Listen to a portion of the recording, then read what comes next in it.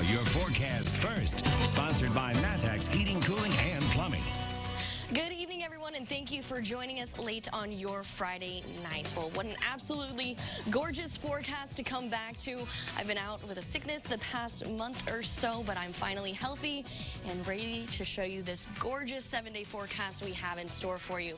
Starting with tonight, high pressure is still developing, giving us clear skies and temperatures right now still very mild for us. They've reached into the 80s today, still into the 70s throughout most of our viewing areas. 73 in Champaign, 75 in Mattoon, 71 in Effingham, but into the 50s already up in Watsika, and that's all thanks to a cold front that is making its way into the viewing area, and it's going to be dropping these temperatures into the 50s throughout the night and into the 70s throughout the weekend. But again, a very gorgeous 7-day forecast. I will have all the details on that coming up. WCIA 3 News starts right now. Now, from WCIA 3 News. That's the worst feeling I ever felt, to lose a baby.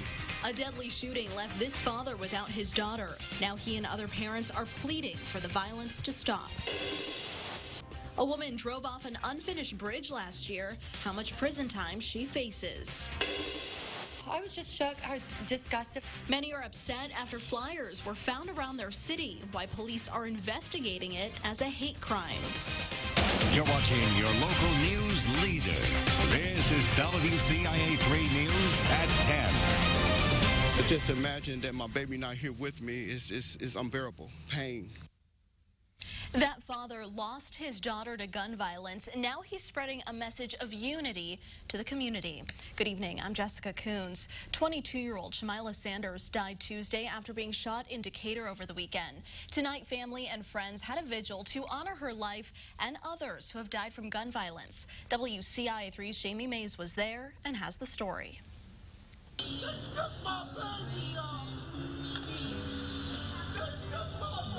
Every day is hard. I can't sleep. That's the pain this father wants to keep others from feeling. On Saturday, police say Shamila Sanders was shot in the neck near Garfield Underpass in Decatur. She was taken to the hospital and died Tuesday. Her father, Shemuel Sanders, says she was a mother of two who had a lot more life to live. That's the worst feeling I ever felt, to lose a baby. That was my baby girl. She got 2 beautiful kids. A group called Hearts of Angels organized this vigil near the same place Shamila was shot. Some of the mothers who are a part of the group know what it's like to lose a child to gun violence. We got to do something. Decatur is so small. And we either know the children from our children, or we know the parents of the children. If people, would stop feeling afraid to speak out, it could save another life. 2 men were arrested in connection with Shamila's death.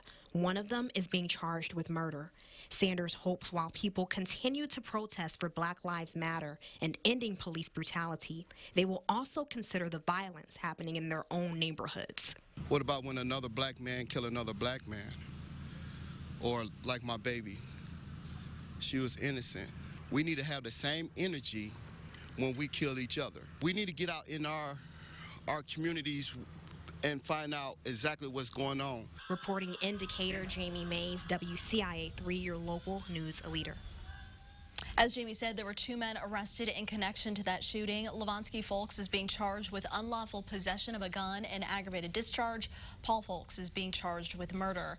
The group that organized tonight's vigil is also planning a gun violence march for peace and balloon release this month. That'll happen Saturday, June 27th at Hess Park in Decatur. We have a follow-up on yesterday's deadly crash in Coles County. 3 people were killed after a 6-car crash on I-57 near Mattoon.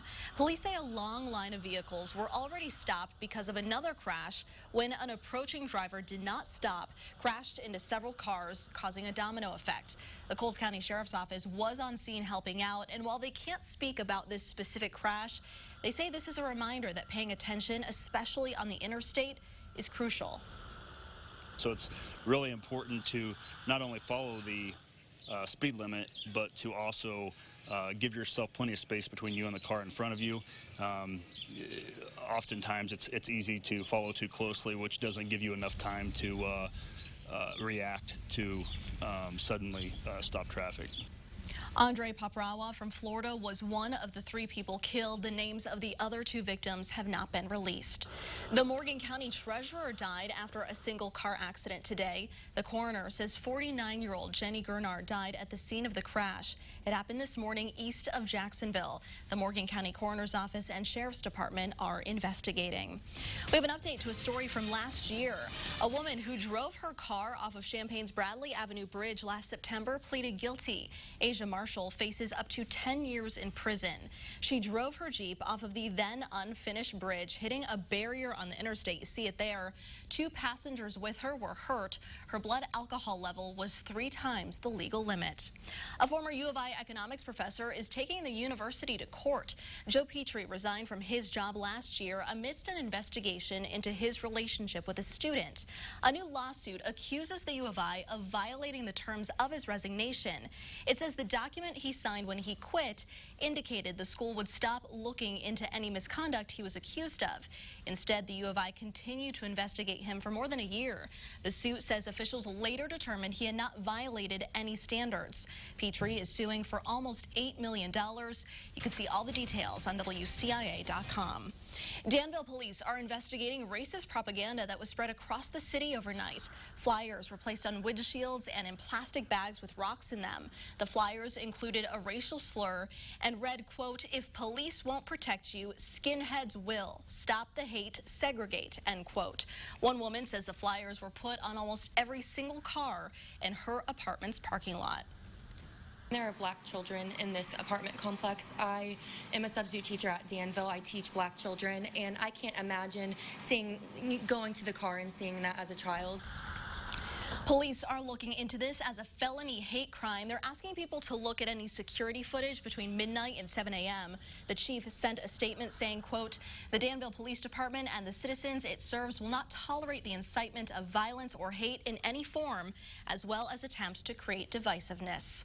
Now for an update on coronavirus in Illinois. 595 new cases were announced today. There have been nearly 132,000 so far. 77 people died since yesterday, bringing the death toll to nearly 6,300.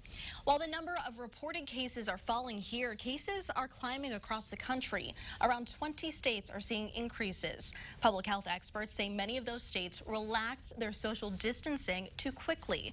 Doctors in central Illinois say our 14-day averages look good, but we cannot let our guard down. We just need to continue to do what we're doing in terms of going out, wearing masks, still maintaining a distance when you're in public, also washing hands frequently, and then, just following the etiquette. If you want to cough, cough in your elbow. You're sick, don't go to work. Things like this. As temperatures climb outside, doctors say limiting group sizes and wearing masks are important because AC units could circulate droplets that are suspended in the air. New tonight, one healthcare organization says it will furlough some employees for the next few months. Memorial Health System in Springfield is temporarily furloughing 460 people until the end of September. They say it's because they've seen fewer patients during the pandemic. That's about 5% of their workforce. They're also reducing leader compensations up to 30%. Part of their statement says, quote, "Our colleagues are our greatest strength as an organization, and decisions of this kind are never made lightly. This is a reflection of the extraordinary circumstances in which we find ourselves and our duty to be responsible stewards of our resources."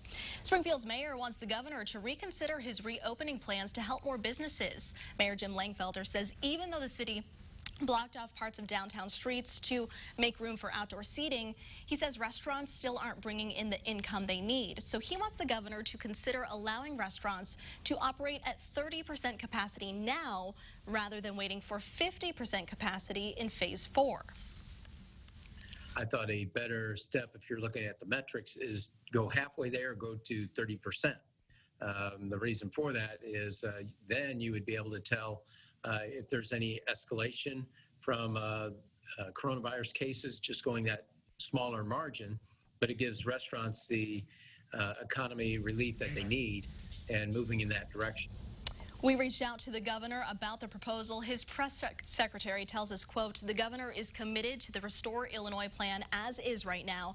It's proving that it's working. And crews are working to keep Champaign's outdoor dining safe. We've told you the city designated 3 outdoor picnic parks downtown. People can eat carry out there. You can find one on Chester Street east of Neal, another on Park Avenue west of Neal, and the third just north of One Main Plaza. The city is working with the Park District to maintain those. We keep them safe and clean by having a hand washing station in each one, hand sanitizer, and the Park District staff's kind of monitoring them and wiping them down as appropriate. The parks are open every day from 11 a.m. to 2 and again from 5 until 9 p.m. There won't be a state fair this year, but that doesn't mean it's the end for some students' work. Plus, it's been a long time coming for one city. What will soon be available for the first time in years. And later, more Illini athletes are headed back to campus who arrived today.